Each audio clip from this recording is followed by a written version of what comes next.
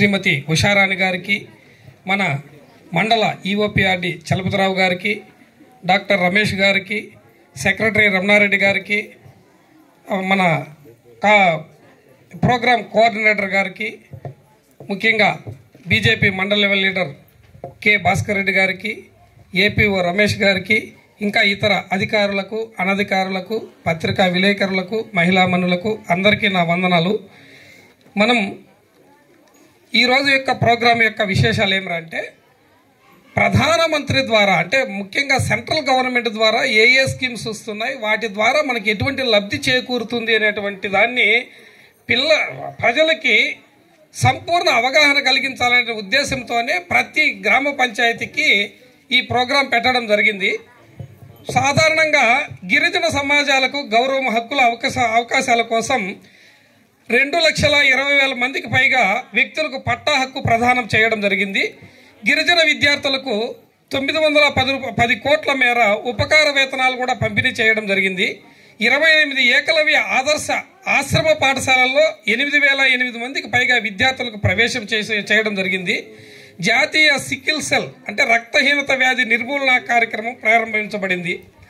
పేదల కోసం కనీస రూపకల్పన 5,12,000 గ్యాస్ కనెక్షన్లు, ఉజ్వల గ్యాస్ కనెక్షన్లు మంజూరు. తద్వారా ఆంధ్రప్రదేశ్ మహిళలకు వంటింటి పొగ నుంచి విముక్తి కలిగించడం జరిగింది. 9,29,000 మందికి పైగా ఇళ్ల నిర్మాణం. ప్రధానమంత్రి ఆవాస్ యోజన అంటే గ్రామీణ పట్టణ ప్రాంతాల కింద పేదల యొక్క సొంతింటి కల సాకారం కోసం ఈ ప్రోగ్రాం ద్వారా దాదాపు 9,29,000 మందికి ప్రయోజనం చేకూరింది.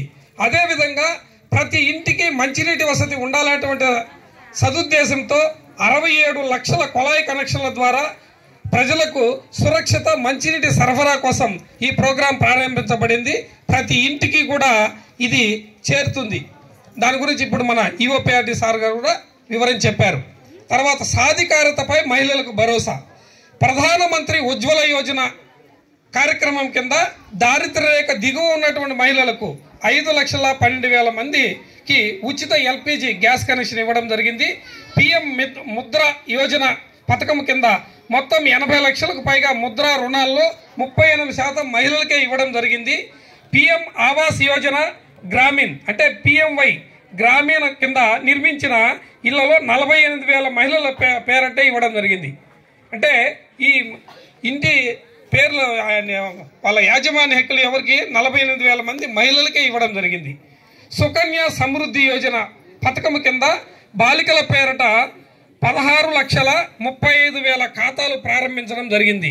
నిజమైన పౌష్టికతతో దేశానికి వెలుగు పౌష్టికాహార కార్యక్రమం కింద 24,15,000 మందికి పైగా మహిళలు బాలలకు ఈ పథకం కింద ప్రయోజనం చేకూరింది.